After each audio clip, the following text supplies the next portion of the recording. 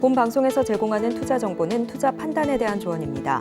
방송에서 제공하는 주식의 가치, 가격 상승 및 하락에 대해서는 방송사에서 보장하지 않습니다. 시장의 흐름을 파악하고 수익의 시그널을 읽어라. 마켓 시그널 온앤오프 진행의 문다연입니다. 빠르게 변하는 시장 속에서도 수익의 시그널 보내는 종목과 섹터들 있습니다. 저희와 1시간 동안 그 수익의 시그널들 확인해 보시길 바라겠습니다. 저희 마켓 시그널 온앤오프 두 분의 전문가님들과 함께하고 있습니다. 금정우 전문가님과는 시장 전반적인 시황을 체크해 볼 거고요. 급등하는 섹터들 분석해 보겠습니다. 또 김선윤 전문가님과는 시그널 이슈를 분석해 보고 포트폴리오도 함께 고민해 보겠습니다. 자, 외국인들의 매도세가 심상치가 않습니다. 벌써 코스피 시장에서 7거래일 연속으로 이렇게 매도 물량을 덜어내고 있는데요. 오늘만 하더라도 2,500억 원 넘는 물량을 덜어내면서 지수 하방 압력을 가하고 있는 시점입니다. 여기에 더해서 또 테슬라가 어제 5% 넘는 급락을 보이면서 오늘 코스닥 시장 역시나 2차 전지주들을 중심으로 해서 하락폭이 깊어지고 있습니다. 금정우 전문가님과 함께 시장 분석 이어가 보겠습니다. 전문가님 안녕하세요. 네, 안녕하세요. 반갑습니다. 네, 어제 반짝 상승부를 킨 이후로 오늘 다시 한번 하락폭을 주고 있는데요. 오늘의 한 줄 시황평 부탁드립니다. 네, 테슬라 주가 하락의 영향에 따른 2차 전지주들의 약세장이다라고 말씀 좀 드리고 싶은데요. 일단 전일 테슬라가 5% 넘는 하락을 좀 보여줬고 이미 실적 발표를 통해서 일단 영업이익이 좀 많이 예상치에 못 미치는 결과가 좀 나왔죠. 다시 한번 중국 판매에 대한 자동차 단가를 좀 올리겠다라고 했는데 뭐 이미 좀 영업이익이 많이 떨어진 상태에서 지금 가격을 올리는 게 뭐 크게 시장에 영향을 좀 줄 것 같지는 않고 중국도 마찬가지로 뭐 경기 침체가 좀 계속 이어지고 있기 때문에 자동차 판매가 갑자기 또 늘어나거나 그러지는 못할 것 같아요. 그리고 오늘 장중에 좀 나왔었던 뉴스 중에서 2차 전지의 전기차 화재의 원인은 배터리다라는 기사 내용을 좀 봤는데 그런 내용이 좀 나와주면서 2차 전지주들에 대한 좀 악재들 계속 좀 나와주고 있다. 그래서 공매도 물량이 좀 계속 쌓이고는 있는데 글쎄요, 공매도 한시적으로 좀 제한을 좀 해야 되지 않나 이렇게 생각을 하고 있는데 아무래도 코스닥이나 코스피가 좀 전저점을 더 깨고 내려가야 그런 정책들이 좀 나오지 않을까 그렇게 생각을 합니다. 일단 공매도를 제한하게 되면은 외국인 자금이 이탈할 수 있다라는 또 우려감도 있긴 하지만 지금은 개인 투자자분들이 너무 이 공매도에 의한 피해가 큰 상황이다 보니까 오히려 지금 시장에서는 개인들 투자자분들을 좀 보호하기 위해서라도 좀 빠르게 이런 시장이 좀 안 좋았을 때는 우리 코로나 때 한번 좀 공매도 제한을 했었잖아요. 그런 거와 마찬가지로 어느 정도 좀 시장의 하락에 대한 좀 보완을 해줘야지만 좀 피해가 없지 않을까 그렇게 좀 보고 있고요. 그런 신호들이 좀 나왔을 때 연기금이 좀 매수가 들어온다든지 아니면은 지금 한시적으로 공매도 제한 이런 내용들이 나왔을 때는 지수가 어느 정도 하방에 대한 지지를 해주고 반등이 줄 수 있지 않을까 그렇게 생각을 합니다. 이번 주에 FOMC가 있죠. 우리나라 시간으로 목요일날 새벽에 발표인데 아무래도 올해 안에 한 번 정도 더 금리 인상이 나올 수 있다라고 예상을 좀 많이 하고 있어요. 근데 이번에는 아마 동결이 될 가능성이 있고 그 다음 12월에 FOMC가 한 번 더 있는데 그때 이제 한 번 더 올릴 수 있지 않을까요? 그것도 시장 상황 좀 봐야겠어요. 예. 그리고 나서 산타 랠리가 이어질 수 있다는 또 긍정적인 시그널도 있긴 한데 일단 지금 당장 앞에 오늘 하락이 좀 가슴이 아프기 때문에 일단은 저는 그렇게 생각합니다. 지금 시장에서 저번에도 말씀 좀 드렸지만 지수 낙폭이 좀 20%, 코스닥 같은 경우는 20% 정도 고점 대비해서 좀 내려온 상황이기 때문에 여기서 추가적으로 좀 밀리더라도 기술적 반등은 한번 나올 수 있을 만한 구간이니까 지금 떨어지는 칼날이라고 너무 또 무서워하지 마시고요. 조금 시장을 좀 지켜보셨으면 좋겠고 차트적으로 좀 보면서 또 말씀 좀 드리면 일단 오늘 코스피 지수는 0.4% 정도로 양호합니다. 아직 직전 저점 살짝 좀 터치는 하긴 했어요. 직전 저점을 살짝 터치하면서 밀리는 모습을 보여줬지만 그래도 다시 한번 좀 끌어올려주는 모습을 좀 보여주고 있는데 만약에 내일 시장에서도 저점을 이탈하더라도 일단은 FOMC 회의 결과 이후에 시장을 좀 보시는 게 맞다. 이렇게 좀 말씀 좀 드리는 게 전 저점을 깨고 나서 바로 급반등하는 경우들이 꽤 있거든요. 그런 경우도 좀 많으니까 일단 저점 깨졌다고 무조건 물량을 좀 던지는 건 아니다. 이렇게 좀 말씀 좀 드릴게요. 그리고 코스닥 같은 경우에도 아직 뭐 전저점은 깨지 않았습니다. 740선 자리를 지지해주고 있는 모습이긴 한데 역시나 뭐 전저점을 좀 깨지더라도 FOMC 회의 이후에 결과 이후에 외국인 자금들이 뭐 다시 또 들어올 수도 있고요. 또 빠진 만큼 들어올 수도 있고 또 저점을 좀 깨고 하락이 나왔을 때는 정부에서도 이제는 좀 가만히 있지는 않을 것 같다. 그래서 뭔가 공매도 제한만 어느 정도 좀 해줘도 추가적인 하락에 대한 부분은 막아줄 수 있지 않을까 그렇게 좀 보고 있으니까 좀 힘드시더라도 지금은 뭐 견디는 방법이 제일 낫다라고 봅니다. 정 힘드시면은 HTS 꺼두시고요. 잠깐 뭐 한 다음 주 정도까지는 기다려 보셔도 좋지 않을까 하는데 2차전 지주들이 좀 많이 약세를 좀 보이고 있어서 아마 보유를 많이 하시는 분들 입장에서는 좀 답답하실 텐데 좀 긴 흐름으로 보셨으면 좋겠고요. 당분간은 단기 테마 위주로 좀 많이 움직일 텐데 쉽지가 않습니다. 그래서 오히려 장중에 대응 안 되시는 분들은 좀 여유 있는 마음으로 시장 관망하시는 것도 좋을 것 같네요. 네, 금정 전문가님께서 지속적으로 10월 초부터 지수 하락이 추가적으로 나올 수 있다는 점을 말씀해 주셨는데요. 오늘 또 10월 마지막인 날에 와서 이제 또 우리가 어느 정도는 지수 하락을 더 멎어간다라는 말씀을 남겨주셨습니다. 3년간의 차트 패턴을 분석해 봤을 때 이제는 기술적 반등을 좀 기대해봐도 좋을 구간이다라는 말씀 남겨주셨고요. 공매도 문제가 좀 해결이 되고 특히 이번 주 FOMC 회의도 지나가고 나면 우리가 11월 초까지는 반등을 좀 노려볼 수 있는 구간이 되겠다라는 말씀 참고해 보시길 바라겠습니다. 금종 전문가님과 함께 정확한 시황 분석과 함께 테마별 대응 전략들 세워보고 싶으신 분들도 금종 전문가님과 노란톡방 통해서 전략 세워보실 수 있습니다. 화면 보이시는 QR코드를 스캔하시거나 입장코드 1357 누르고 들어오시면 되고요. 또 문자샵 0082번으로 금종욱 보내주셔도 저희와 함께 시황 분석해 보실 수 있습니다.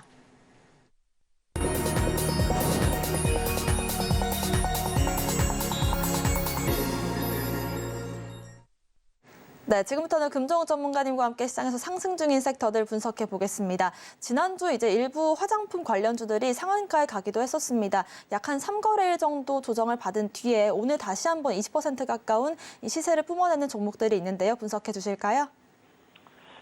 일단 11월이 되면은 중국의 블랙 프라이데이 이런 개념의 광분제가 있습니다. 온라인으로 물건을 이제 싸게 파는 일단 연말 되면은 이제 재고를 덜기 위한 그런 뭐 쇼핑 이벤트들이 좀 있는데 광분제 효과에 의한 상승이 한번 나왔었고요. 그리고 나서 오늘 같은 경우에는 화장품 가격의 상승 5% 정도 뭐 상승할 수 있다, 가격 올릴 수 있다라는 점에서 화장품 관련주들이 상승이 좀 나왔는데 일단 뭐 화장품은 어떻게 보면 또 필수품이죠. 여성분들에게는 필수품이고 요즘은 또 남성분들도 화장에 또 관심을 좀 많이 갖고 있기 때문에 판매량 자체는 뭐 예전 코로나 때에 비해서 계속 늘어나고 있는 추세긴 해요. 그리고 외국인 관광객들 특히 이제 중국이나 일본에서 우리나라 화장품에 대한 수요가 증가하고 있기 때문에 그런 면에서 일단 저점에서 올라오는 모습을 좀 보여주고 있습니다. 긍정적이죠.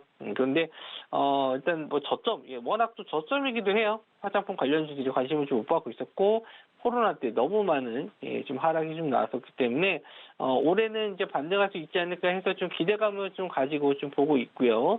근데 좀 지금 시장 상황이 너무 안 좋다 보니까 이런 좋은 내용들이 나오더라도 크게 반등하지 못하는 점이 좀 있습니다. 그래서 뭐 가격 인상이 좀 됐었을 때 영업이익도 뭐 증가할 수 있고 긍정적인 흐름으로 보실 수 있는데 저는 뭐 아직 화장품 관련주 쪽에서는 큰 매출 상승이 좀 기대하기 좀 어렵지 않나 그렇게 좀 보고 있습니다. 일단 실제로 이제 매출이 잘 나오는 기업들이 몇 개 없어요. 영업이익이 잘 나오는 기업들이. 예전에 제가 11시 방송에서도 VT라는 종목 또 알려드려서 좋은 수익 챙겨드렸는데 차트적으로 우상향하는 종목들 그런 종목들은 어느 정도 실적이 좀 받쳐주고 이게 괜찮은 회사다라고 볼 수 있는데 오늘 상승 나오는 종목들 봤었을 때 뷰티 스킨, 뭐 장중에 상한가까지 가는 모습을 좀 보여줬었는데 상한가 풀리면서 고점 대비해서 10% 정도 좀 밀려 있고요.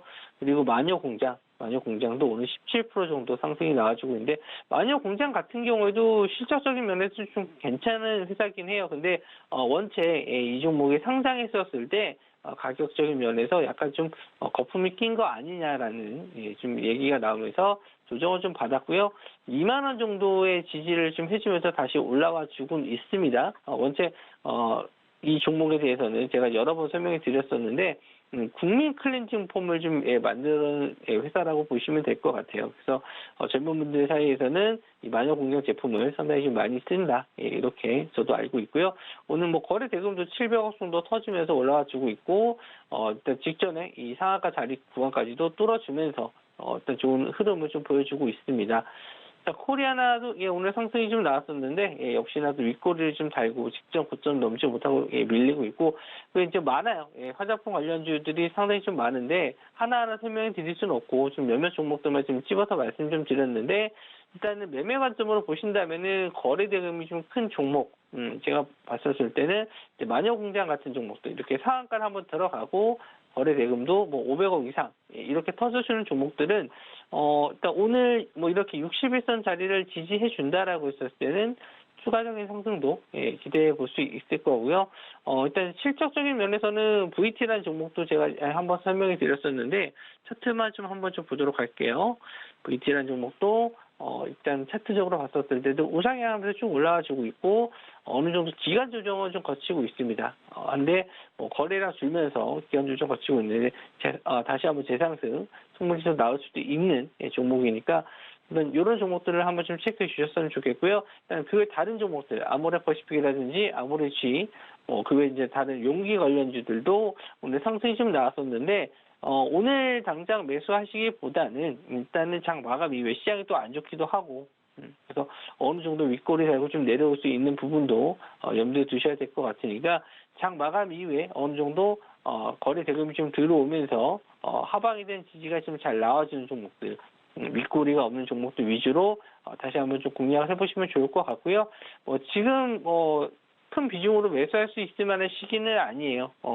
아까 방송 초반에도 FOMC 회의 이후에 시장을 좀 봐야 된다라고 말씀 좀 드렸듯이 무리하게 지금 저점에서 올라온 종목들 매수하시기보다는 지수 자체가 어느 정도 하방에 대한 지지를 해주고 올라왔었을 때 그럴 때 한번 매수 관점 보셔도 되니까 일단은 관심 종목에만 넣어두시고 목요일 이후로 한번 흐름을 좀 보신 다음에 화장품 관련주들도 매수해 보시는 것도 괜찮지 않을까 그렇게 말씀 좀 드릴게요.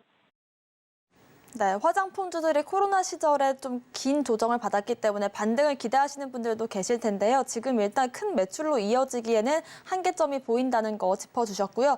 거래 관점에서 보자면 매매 대금이 크거나 하방 지지를 잘 해주는 종목들 선별이 필요할 것 같다라는 말씀 남겨주셨습니다. 그 종목들이 궁금하신 분들도 아래 QR코드 통해서 확인하실 수가 있을 것 같습니다. 두 번째 시그널도 잡아볼 텐데요. 지난 금요일에 상한가에 갔던 종목이 에코플라스틱이었습니다. 차량 경량화 관련된 종목인데 오늘 다시 한번 다뤄볼까요? 네, 에코플라스틱 실적 발표 이후에 상한가 들어가면서 긍정적으로 좀 볼 수 있다라고 좀 봤는데 다음날 이제 음봉으로 좀 빠졌어요. 시장은 또 나쁘지는 않았는데 일단 차익 실현 매물이 좀 나왔던 것도 있고 오늘 같은 경우에는 테슬라에 적용될 수 있다라는 기대감으로 또 상승이 좀 나왔고요. 이에 따라서 차량 경량화 쪽으로는 코오롱 플라스틱 같이 좀 상승이 좀 나왔었는데 윗꼬리를 달고 좀 밀리는 모습입니다. 일단 차량의 경량화 쪽에서는 일단 두 종목을 저는 긍정적으로 좀 보고는 있는데 일단 앞으로는 계속 이 전기차에 대한 생산 일단 전체적으로 봤었을 때는 물량은 계속 늘어날 거예요. 그러니까 우리가 예상했던 거에 못 미쳐서 그렇지 전기차는 계속 수요가 좀 증가할 것이니까 당연히 내연 기관에 비해서 그런 면에서 기대감을 갖고는 볼 수 있는데 일단 우리가 긍정적으로 좀 보더라도 시장 분위기라는 게 있잖아요. 2차 전지 관련주들도 일단 2차 전지도 계속 앞으로 쓰이는 용도가 더 많을 것이고 또 전기차가 좀 늘어남에 따라서 다들 알고 계실 거예요. 그런데 전망치보다 이제 좀 안 좋다라고 했었을 때, 주가는 이제 실망감에 하락을 하죠. 그래서, 이런 부분에 대해서는 일단 좀, 시장의 흐름이 다시 한번 좋아질 때까지는 기다리는 수밖에 없습니다. 그 시점을 어떻게 알 수 있는 건 아니잖아요. 뭐 당장 뭐 내년 1월부터 뭐 좀 좋아질 것입니다. 사람들이 심리가 좀 나아질 것입니다. 이렇게 예측하는 게 좀 무의미하기 때문에 지금 같은 경우는 뭐 이런 자동차 관련주 쪽이라든지 2차 전지 관련주 쪽, 부품 쪽도 실적이 좀 받쳐주는 종목들이 좀 있어요. 우리나라 이제 현대차도 역시나 실적 발표 이후에 양호한 실적 발표가 나왔지만 역시나 또 앞으로 지금까지는 매출이 좀 좋았고 영업이익도 좋았지만 앞으로의 기대감이 좀 낮춰지는 전망이 좀 나오면서 주가가 반등하지 못하는 부분이 있거든요. 꼭 실적이 좋아야지만 뭐 우리가 또 주가가 무조건 상승한다 이런 공식적인 거를 좀 버리시고 앞으로 기대감을 갖고 볼 수 있는 종목들 대부분 이제 상승하기 마련이거든요. 실적도 마찬가지고 아니면 그 실적이 나아질 수 있다는 기대감 이런 거 그렇기 때문에 지금은 뭐 시장이 계속 이렇게 우하향하고 있는 데서 긍정적인 시그널이 자꾸 나오더라도 그게 예상보다 좀 못 미치는 경우가 좀 많아요. 그래서 저도 에코플라스틱이라든지 코롱플라스틱 지금 자리도 좀 굉장히 좀 괜찮은 자리다라고 좀 볼 수는 있는데 다만 좀 시장 분위기가 좀 살아나지 못하니까 좀 아쉽긴 합니다. 계속 차익 실현 이렇게 나와주고 있고 뭐 에코플라스틱도 그렇고 코롱플라스틱 그렇고 상승이 좀 역배열에서 정배열로 돌아서는 구간에 좀 진입을 하고 있지만 실제로 이게 좀 안정화되지 못하고 아직 정배열로 돌아서지는 못하고 있어요. 물론 시간적인 부분이 좀 필요합니다. 근데 지금 뭐 아까 말씀드린 대로 지금 당장 매수해서 무조건 버티시기보다는 어느 정도 이 주가 차트가 하방에 대한 지지만 좀 나와주는 모습을 보여준다. 뭐 지금 최근 3거래일 동안 거래대금 많이 터졌기 때문에 지금은 이제 단타의 영역이긴 한데 만약에 거래대금이 좀 약간 줄어서 어느 정도 변동성이 줄어들었을 때는 한번 좀 매수 관점 보시면서 일단 이 자동차 관련주 쪽과 전기차 관련주 쪽 다 보실 수 있는 종목이니까 일단 좀 거래량만 좀 줄어들고 변동성이 줄어들었을 때는 한번 관심을 좀 가져보셔도 좋겠다 이렇게 말씀 좀 드릴게요. 네, 아무리 좋은 실적과 이런 호재를 갖고 있더라도 시장이 받쳐주지 않는다면 빛을 발하지 못하는 시점인 것 같습니다. 에코플라스틱 관련해서도 차트적으로 공략할 지점이 어디가 있을지 저희가 체크를 해보도록 하고요. 마지막 시그널도 확인해 보겠습니다. 저희가 지속적으로 달아보고 있는 그 테마가 방산주이거든요. 그 안에서도 지금 현재 선별적인 움직임이 나와주고 있는 것 같습니다. 종목별로 한번 분석해 주실까요? 네, 방산주가 좀 여러 종목들이 있죠. 예전에는 빅텍과 스페코, 뭐 퍼스텍 이런 종목들이 좀 대장주로 많이 상승이 좀 나왔었는데 최근에 이스라엘 하마스 분쟁에 따른 상승이 좀 나오는 종목들은 조금 달라요. 그래서 휴니드라는 종목도 급등이 좀 잘 나왔고 한일전저도 최근에는 이제 관심을 좀 받는 게 러시아와 우크라이나의 전쟁에 의한 뭐 포탄 소비도 있지만 지금은 이제 하마스와 이스라엘 분쟁에 따른 또 여기에 따른 포탄도 많이 쓰여요. 그래서 예전에는 뭐 미사일이나 이런 뭐 부분에 대해서 크게 이제 쏘는 제품들이 많았다면 지금은 거의 시가전 위주로 하기 때문에 탱크 포탄이라든지 자주포라든지 뭐 박격포라든지 약간 좀 탄이 좀 작은 예전에 쓰이던 탄보다 좀 작은 걸 좀 많이 쓰이는데 그러다 보니까 거기에 관련된 종목이 한일 단조예요. 그래서 오늘 한일 단조가 좀 급등이 좀 나왔었고 휴니드는 이스라엘 공장에 좀 공급한다 이런 또 이슈로도 상승이 좀 나왔었던 종목이기 때문에 뭐 그때마다 대장주가 좀 바뀌는 게 지금 방산주의 특징입니다. 근데 전쟁 관련주들에 대해서 한번 좀 말씀을 좀 드리면 이미 좀 전쟁이 시작된 지 꽤 시간이 좀 지났어요. 거의 이제 한 달이 좀 안 되는 것 같은데, 이런 전쟁 테마들도 우크라이나와 러시아 때와 마찬가지로 시간이 지나면 지날수록 이게 좀, 호재라고 말씀드리기 좀 그렇지만 이 재료에 대한 부분이 좀, 오래되면 오래될수록 반영이 잘 안 돼요. 그래서 방산주들이 일단 지수가 좀 하락했었을 때 반등하거나 아니면은 전쟁 관련해서 뉴스가 나왔을 때 빠르게 상승하는 경우는 있겠지만 지금 뉴스가 나오면 나올수록 이 상승폭이 좀 줄어들거나 빠르게 차익 실현이 더 나온다는 점. 그래서 지금은 이제 방산주 테마를 공략하실 때는 좀 조심해야 될 시점이다. 그리고 단기적으로 보셔야 된다. 그러니까 재료가 소멸돼서 완전히 끝나는 건 아니지만 계속 반복되면 반복될수록 여기에 이제 거래가 많이 이루어지잖아요. 거래 대금이 터지면서. 그러다 보니까 여기에 물려 있는 분들도 있고 혹시나 또 오랫동안 물려 계신 분들 아니면 보유하셨던 분들이 이제 상승이 나왔을 때 피로감에 의해서 매도를 하게 돼 있어요. 수익을 어느 정도 이거 좀 오랫동안 들고 있었는데 이거 수익 낼 때 그냥 빠져나와야겠다. 이런 심리가 강해지기 때문에 생각보다 상승이 좀 약한 경우가 좀 많거든요. 그래서 일단 테마주 공부하시는 분들은 이런 점도 심리적인 면이잖아요. 예, 그런 걸 좀 잘 생각을 해서 좀 보셔야 될 것 같고요.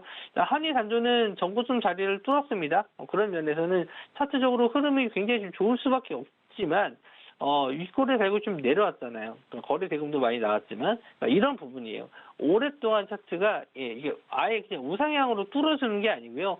올랐다 내렸다 반복을 하게 되면은 사람들이 이제 피로감을 느껴서 이렇게 상승 시에는 그냥 수익 실현하는 경우가 좀 많고 이런 경우에 이제 고점에서 따라간다. 전고점 뚫었다고 해서 이거 강한 테마다 해서 따라가게 되면은 물리는 경우도 좀 많다 보니까 그런 부분은 일단 좀 조심을 하셔야 된다. 휴니드 좀 보시면은 전고점 자리를 못 넘죠. 그러니까 이 구간에서 거래가 많이 이루어진 이 구간에서 아마 좀 사람들이 많이 피로감을 좀 느끼고 상승시마다 이제 좀 수익 실현을 하거나 아니면은 손실이었던 분들도 이제 빠져나와야겠다라고 하면서 정리하는 경우가 좀 많으니까 이제는 방산주에 대한 부분 뭔가 새로운 부분이 나온다.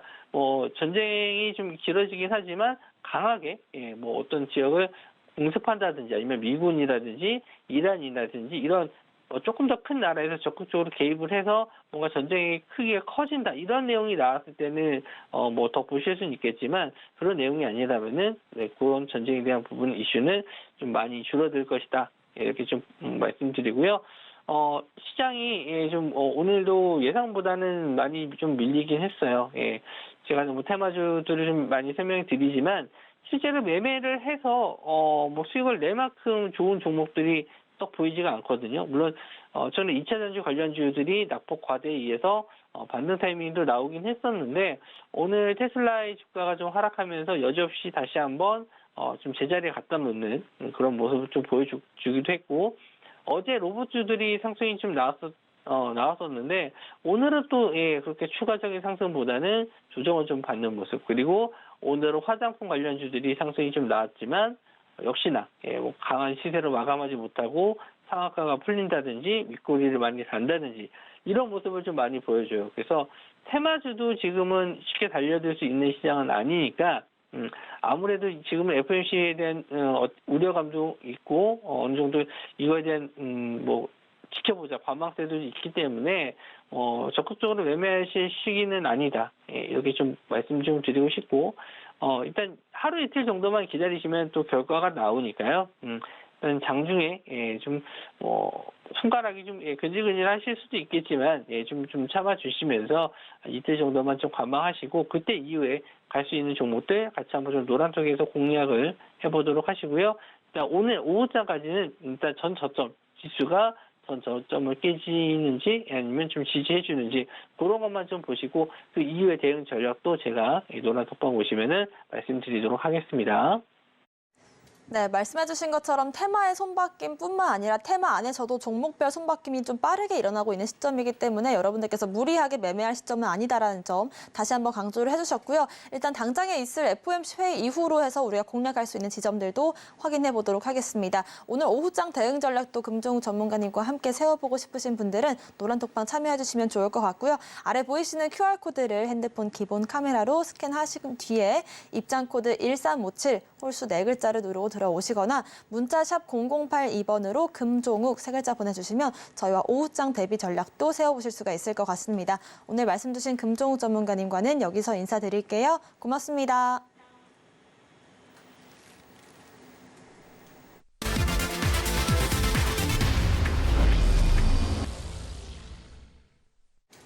네, 지금부터는 김선윤 전문가님과 함께 시장의 시그널 이슈를 분석해보고요. 포트폴리오도 함께 고민해보겠습니다. 김선윤 전문가님 오셨습니다. 어서 오세요. 네, 어제 잠깐 상승을 이어가지 못하고 오늘도 다시 하락 쪽으로 무게가 기울고 있습니다. 네. 시황 분석해 주실까요? 네, 장 초반에 좀 괜찮은 듯 했는데 여지없이 또 빠집니다. 전체 시장 분위기가 아직까지는 좀 많이 불안불안한 것 같아요. 영향을 좀 많이 주는 포인트들이 있는데 조금 이따 좀 설명을 좀 드려볼까 하고, 우선은 전체 시장의 수급상 역시 오늘 외인들 또 매도세입니다. 자, 지난주부터 해서 오늘까지 한다면 7거래일 연속 매도세가 나오고 있는 그런 상황입니다. 물론 이제 기관들은요, 오늘 우선 적지만 순 매수세인데 4거래일 연속 매수를 우선 보여주지 않을까 싶기는 해요. 그런데 이제 시장 흐름에서 봤을 때 이제 2,300포인트가 우선 바닥 지지선이 되고 있는데, 이게 하나 문제가 되고 있는 건 뭐냐면 이스라엘 가자 지구 상황이 중동 전으로 퍼질 가능성에 대해서 고민을 한다는 거죠. 그러니까 만약에 퍼지지 않고 그냥 이 수준으로만 유지만 된다면 시장은 큰 문제 없이 넘어갈 것 같고요. 바닥을 확인할 것 같고, 만약에 중동전으로 규모가 확대된다면 유가 자체는 100을 넘어서 120, 130, 140, 50까지도 얘기가 나오고 있는 게 상황입니다.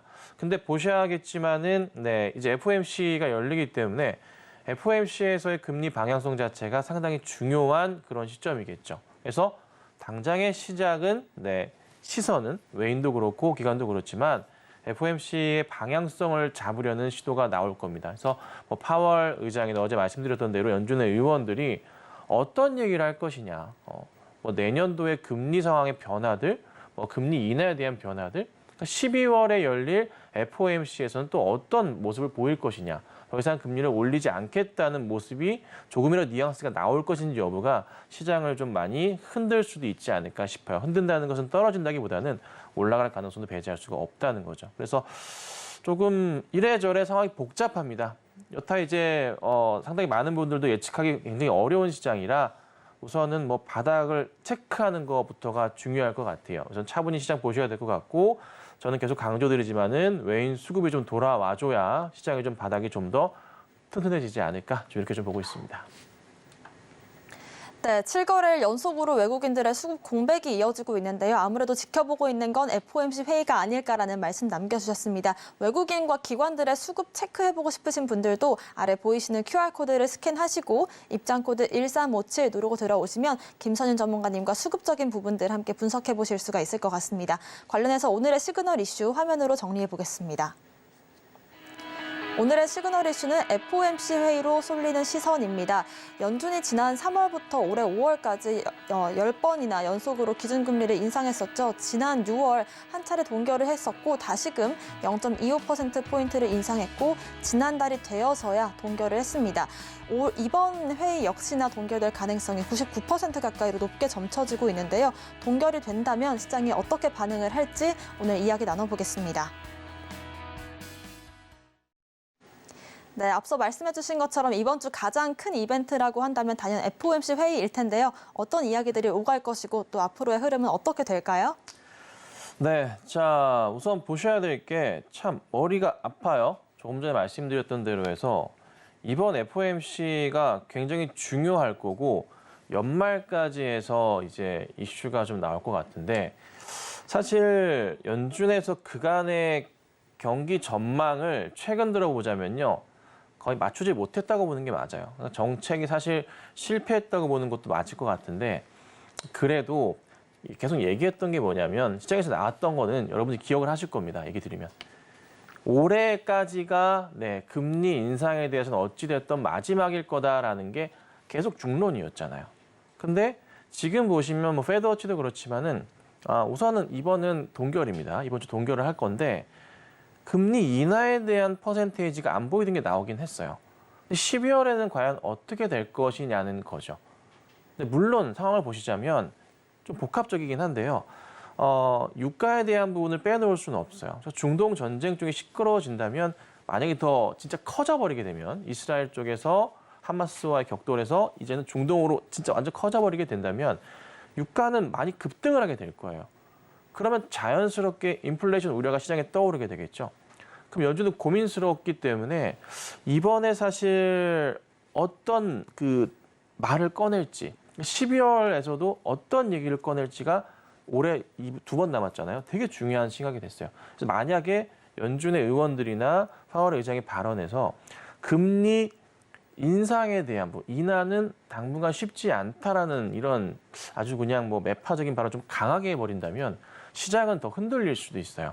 그리고 금리를 더 이상은 뭐 인상하진 않을 것이다라는 얘기도 좀 도움이 될 수도 있는데 이걸 어떻게 시장에서 받아들여질지가 중요할 것 같고 또 하나 기간적인 부분인데요.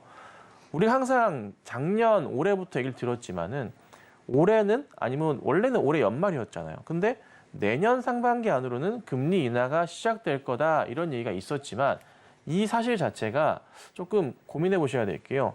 중동 전쟁 쪽이 발발되면서 유가가 튀어오르면요. 그게 사실 쉽지가 않아요.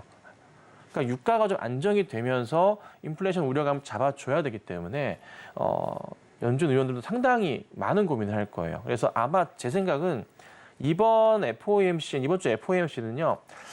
크게 특별한 얘기는 없을 것 같아요. 왜냐하면은 이스라엘 가자 지구에 대한 부분, 중동 전쟁의 이 내용 자체가 아직 결론 난 게 없어요. 자기들도 봐야 되거든. 그러니까 12월에서 어떤 연말이니까 특별한 얘기를 꺼내려고 노력하지 않을까. 그래서 저는 이번에는 사실 그닥 그렇게 주목해봐야 될 대목은 없지 않나 이런 생각을 해봅니다. 그래서 우선은 차분하게 넘어갈 것 같고요. 계속 강조드리듯이 연말까지는 그렇게 볼만한 시장이 없어요.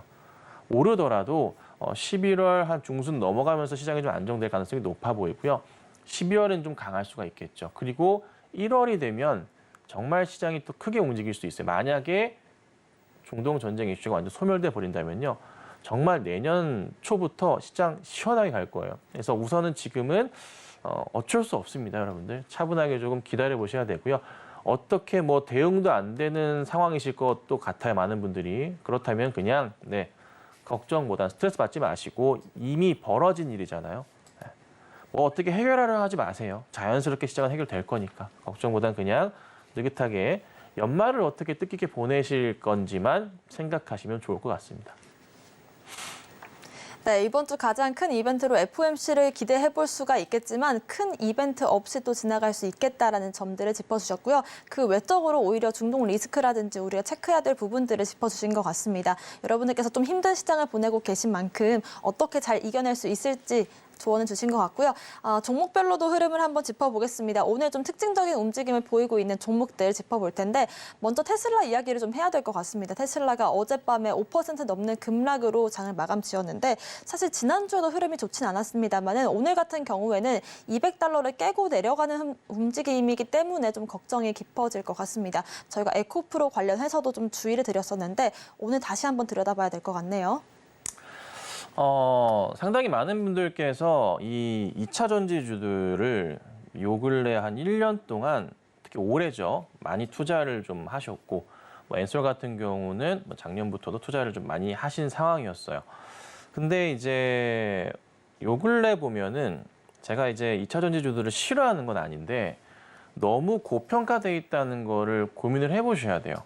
특히나 테슬라를 보시면요. 200달러를 어제 이제 깨고 내려갑니다. 여러 가지 악재 상황들이 좀 발생을 했는데요.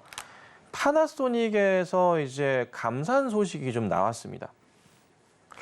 야, 굉장히 조금 글로벌 업체에서 감산 소식이 나왔다? 수요에 대한 부분이 상당히 줄어들고 있는 게 아니냐. 이 소식을 통해서 국내 대표 종목들이 전부 다 쫙 흘러내립니다. 근데 이건 국내 종목뿐만 아니라 전 세계적인 추세로 볼 수가 있는 상황이에요. 자, 테슬라 한번 차트 보실게요. 자, 보시면은 바닥에서부터 해서요. 잘 갔어요. 200달러, 250달러, 뭐 300달러 수준까지 가는 모습이었는데 최근에 계속 깨져버렸거든요. 근데 이제 추이상으로 보시자면 중요한 대목이 있는데요. 원래 항상 강조를 많이 드리지만 바닥 라인에서 이렇게 라인을 따라서 크게 갔을 때 이 추세 이탈할 경우에 바닥자리가 되는 경우가 많다고 했지만 잘 보시면 아시겠지만요. 이번에는요. 크게 깨버렸어요. 그렇죠? 자, 그러면은 이제 전 저점 포인트를 우리가 기억해 봐야 되는데 이 자리가 현재 형성이 돼 버린 거예요. 이 자리 자체가. 그럼 여기까지 해서 주가 추이 자체가 밀려 내려갈 가능성이 있단 말이에요. 이게 160달러거든요. 좀 버티더라도 170달러, 180달러 수준 깨는 흐름은 나오지 않을까 싶긴 한데 아마 운이 좋게 잘 버티더라도 180달러 수준이 될 것 같긴 해요. 근데 최악인 경우는 160까지 좀 열려 있는 상황이에요. 이런 추이인 거죠. 근데 전체적으로 다시 봤을 때 엔솔 오늘 보시면요. 오늘 보시면 현재 4.5% 빠지고 있어요. 근데 엔솔이 실적이 뭐 안 좋은 게 아니거든요. 굉장히 양호해요. 실적 보셨죠? 네, 너무나도 퍼펙트한 실적을 좀 보여주고 있는 상황이에요. 그런데도 불구하고 주가 계속 빠집니다. 자, 엔솔 같은 경우 보시면 보세요. 최저점 자리가 언제냐면요. 작년 3월, 7월에 나왔었던 자리인 33만 원, 34만 원, 35만 원 수준이에요. 거의 35만 원 정도가 거의 바닥이라 볼 수 있는 그런 자리거든요. 거기까지 우선은 완전 열려버렸어요. 열렸던 자리가 이 자리. 자, 여기 자리 우선 깨고 내려갔던 게 지난주부터 깨버렸죠. 이 자리입니다. 어디냐면 작년 9월 바닥과 올해 1월 바닥이었어요. 여기가 이제 전저점 바닥으로 해서 찍고 터냈던 자리란 말이죠. 찍고 터냈던 자리. 깼죠. 그럼 다음 자리 어디예요? 맨 하단 자리 여기까지. 그래서 아마 35만 원 정도 자리까지는 열어두시고 대응을 하셔야 되는데 이게 엔솔은 우선 이런 차트지만 자 다른 것도 잠깐 볼게요. 저도 좀 답답한 종목이에요. 실적이 안 나오는 것도 아니에요. 잘 나옵니다. 자, 뭐 삼성 SDI 같은 경우도 보시면요. 이거 완전 뚜껑 열려버렸어요. 거꾸로 열렸어요. 전저점 자리가 이제 최근 들어서 여기 22년 초, 작년 초인데 여기 뚜껑 내려버렸죠. 이렇게 꺾여버리면요. 그 전에 저점 바닥을 체크해봐야 되는데 와 답이 안 나옵니다. 그렇죠? 머리 아파요. 그러니까 어디까지 내려갈지 여부가 참 중요한 자리인데 우선은 저는 그래도 조금이나 희망을 걸어보는 자리가 이 자리. 2020년도 때 나름 횡보했던 그 바닥 자리 체크가 될 것 같은데요. 이 자리가 포착은 됩니다. 가격적으로는 40만 원 완전 극초반 될 것 같긴 해요. 근데 다시 넘어가 보자. 에코프로 가볼게요. 오늘 또 깨져요. 제가 에코프로 뭐라 말씀드렸냐면 여러분 에코프로 BM 희망 고문이다 말씀드렸어요. 왜 그러냐면 반등을 줄 듯 말 듯 하면서 아주 천천히 계속 하락 추세를 보일 가능성이 높다라고 말씀드렸습니다. 이거를 계속 강조드렸었고요. 7월 달에 150만 원 찍을 때 사람 많으면 사고 난다고 조심하시라고 말씀드렸고 그때부터 계속 말씀드리는 것은 100만 원 이탈하면은 정말 조심하셔야 됩니다라고 수도 없이 말씀드렸어요. 방송에서 10번도 넘게 말씀드렸던 것 같습니다. 자, 제가 이 방송을 시작하고 나서 이 유튜브 채널을 보면요. 구독자분들이 많아졌어요. 그러니까 보시는 분들이 시청자분들이 많이 늘었거든요. 아예 없었었는데 최근 보면은 40~50명은 기본으로 보시는 것 같아요. 그만큼 시청률이 늘었다는 건데 제가 이 얘기를 계속 드릴게요. 시청자분들이 늦었으니까 잘 보시면 앞으로의 2차 전지주들은요. 정말 죄송한 말씀이지만 악재가 산재되어 있어요. 방송 오래 보신 분들은 아시겠지만 트럼프 전 대통령이 공화당 경선 후보로 올라오게 돼 있어요. 지금 순차적으로 그래요. 1월 3월 경선 통해서 올라오겠지만 지금 분위기조차 이미 내년 대통령은요. 트럼프 대통령이 될 것이다라는 분위기가 굉장히 압도적으로 높아요. 그 시장이거든요. 그럼 트럼프 대통령은 뭐예요? 2차 전지, 신재생 에너지 관심 없어요. 전통적인 산업에 주목을 하는 사람이 거기에 정책 포인트를 맞추는 사람이고요. 거기에 맞춰서 표심을 얻으려는 사람이라는 거죠. 그러니까 민주당 라인이랑 완전 달라요. 민주당이 무너지게 된 계기 자체, 미국 민주당이요. 저는 이게 크다고 보는데 케네디가에서 민주당이 뒤통수를 친 거지 사실. 무소속 출마한다 그래서. 그게 굉장히 컸고. 그다음에 정책에 대한 부분도 사실 또 중동에 대한 부분, 중국과의 정책 밸런스를 어떻게든 강압적으로 막아보려 했지만은 그게 사실 그렇게 긍정적인 측면은 아니었던 것으로 나오기도 하고 이래저래 입지 자체가 공화당 쪽이 강해지는 모습들이 많다는 거죠. 그래서 2차 전지주들에서는 계속 압박이 될 거고 내년 1월, 3월 공화당 대통령 후보 경선 있는데 트럼프 전 대통령이 된다고 막 이슈가 돌고 이런다면 주가는 더 빠질 겁니다. 저는 이미 말씀을 드려왔어서 조심스럽게 또 한 번 말씀드려보죠. 경고를 제가 한 10차례 넘게 드린 것 같은데도 이제 대응 안 하시면 어떻게 답이 없어요. 그죠? 그래서 우선은 지금 차트 바닥으로 나오는 자리는 올해 5월 바닥 자리인 에코프로 기준으로 말씀드린 50만 원 자리입니다. 이 자리가 또 머지않아서 나올 가능성이 높습니다. 굉장히 고평가된. 그리고 또 반등을 줄 수 있는 실마리가 있을 수 있어요. 뭐냐면 리튬 가격 자체가 올라가면 괜찮아요. 근데 이제 리튬 메탈 쪽이 그렇게 사실 반등을 줄 시그널 자체가 나오고 있지 않습니다. 파나소닉이 감산을 했다? 그러면 여타 또 다른 대기업들, 글로벌 대기업들도 상황을 보다가 이에 동참할 수가 있겠죠. 예. 그래서 자연스럽게 어디로 간다고요? 제가 계속 강조드렸던 거 있죠. 2차 전지주 쪽이 아니라 정리하고 어디로 간다 말씀드렸어요?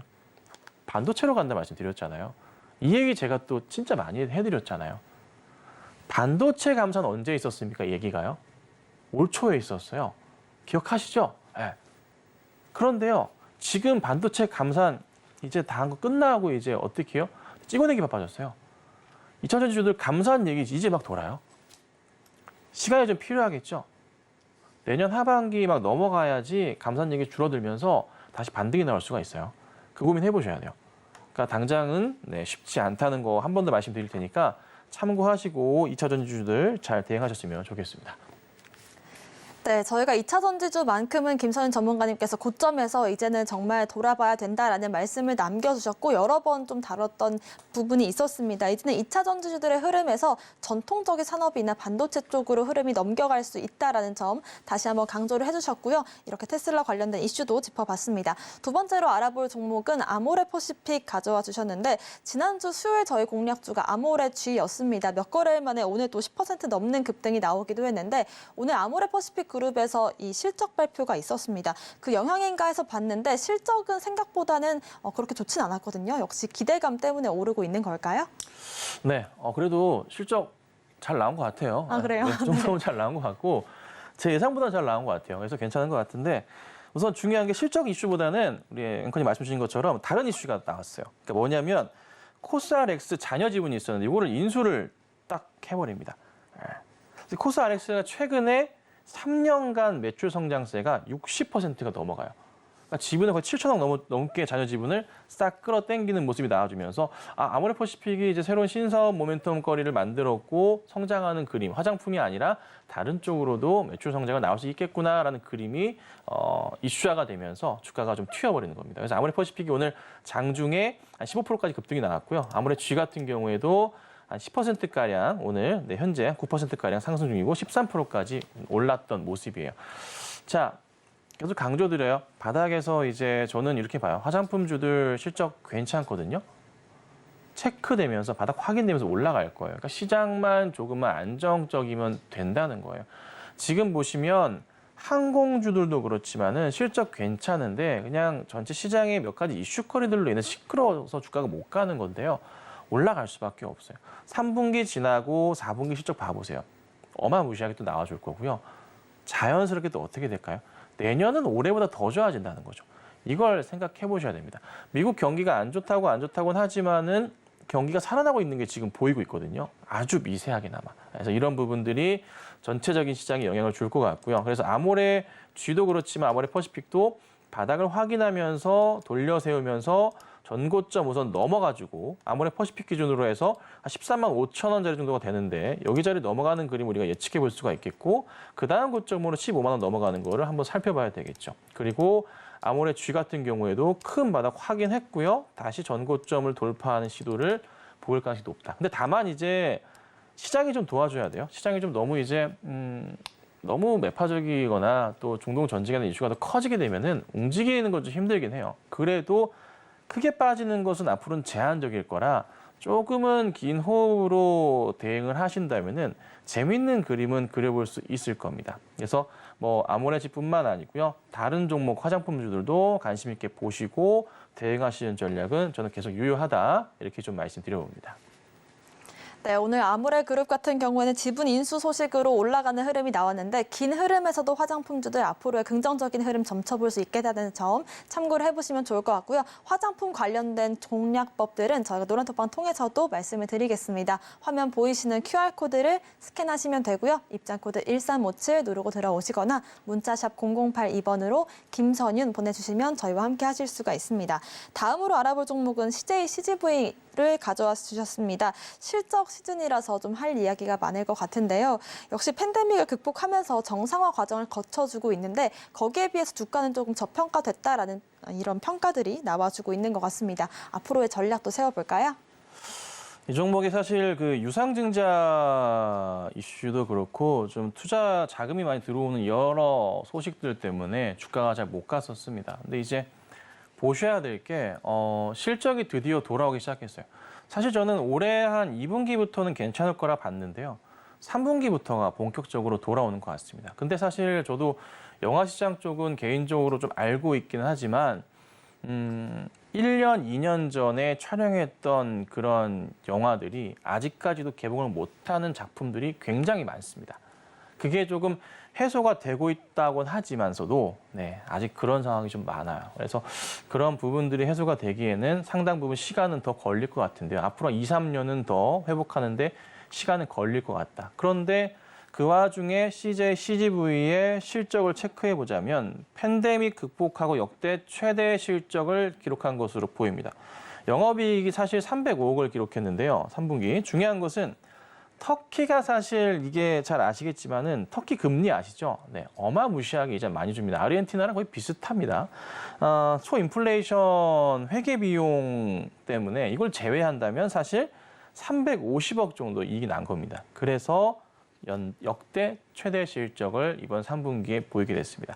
그러니까 크게 바닥을 조금 확인했다 볼 수가 있겠죠. 근데 사실 시장에서 요즘 보시면은 그렇다 할 대작이라고 할까? 오히려 이제 좀 OTT가 자리를 잡은 게 영화관에서는 정말 큰 자금 넣어서 보지 않는 이상, 큰 대작이 아닌 이상 잘 가지 않는 것 같고요. 요즘 또 가정집에서 TV 보통 아무리 작은 가정집이라도 60인치, 70인치 정도는 기본적으로 많이 보시기 때문에 TV 대형화 추세에 맞춰서도 OTT가 더 크게 성장하는 그림이 나와서 매출 확대 부분은 좀 부정적이긴 하지만 그래도 이제 팬데믹 이전의 수준으로 회복을 하고 있는 그림이 시작됐다는 게 주가의 바닥을 확인할 수 있는 그림들이 나오는 것 같아요. 그래서 충분하게 저는 올라갈 수 있다 봐서 현재 구간대부터의 CJCGV는 관심 영역에 두시는 게 맞지 않나 해서 좀 가지고 좀 나와봤어요.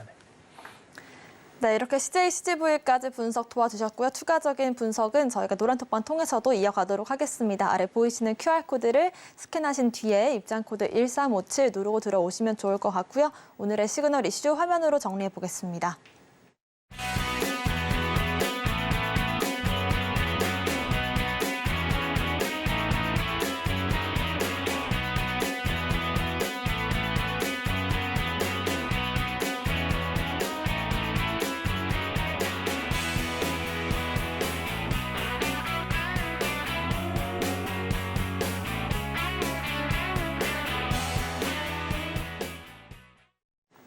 네, 김선인 전문가님과 오전장 대응 전략 세워봤고요. 오후장 대응 전략도 한마디로 들어보겠습니다.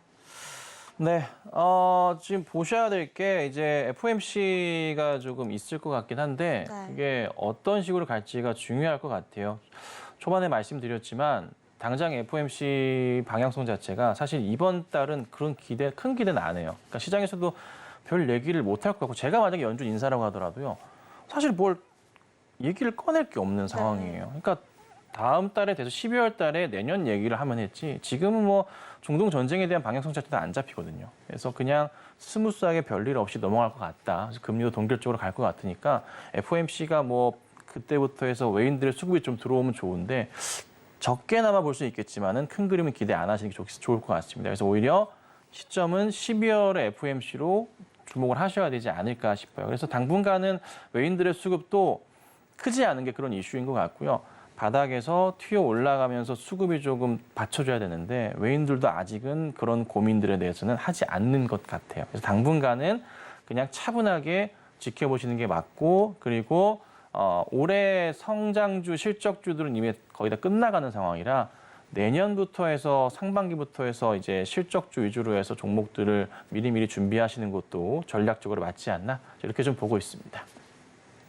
네, 오늘 오후장 역시나 외국인들의 수급을 지켜보자라는 말씀, 차분한 마음을 가져보자라고 남겨주셨습니다. 자세한 오후장 대응 전략도 아래 보이시는 QR코드를 스캔하고 들어오시면 확인하실 수가 있을 것 같고요. 입장코드 1357 걸려 있습니다. 문자샵 0082번으로 김선윤 보내주셔도 저희와 함께 대응 전략 세워보실 수 있습니다. 오늘의 핵심 화면으로 정리해보겠습니다. 마켓 시그널 온앤오프 오늘의 핵심 정리입니다. 테슬라의 주가 하락 영향 속에서 2차 전지주들이 약세를 보여주고 있습니다. 오늘 장 상승 섹터는 화장품과 차량 경량화, 방산주들 알아봤고요. FOMC 회의 이후로 해서 바뀔 외국인들의 수급도 저희가 한번 체크를 해보겠습니다. 네, 저희가 방송 중에 드리는 정보는 전문가님들의 조언일 뿐입니다. 참고만 하시길 바라겠고요. 서울경제TV와 서울경제신문을 사칭한 피해 모두 유의하시길 바라겠습니다. 오늘 저희가 준비한 소식은 여기까지입니다. 시청자 여러분 고맙습니다.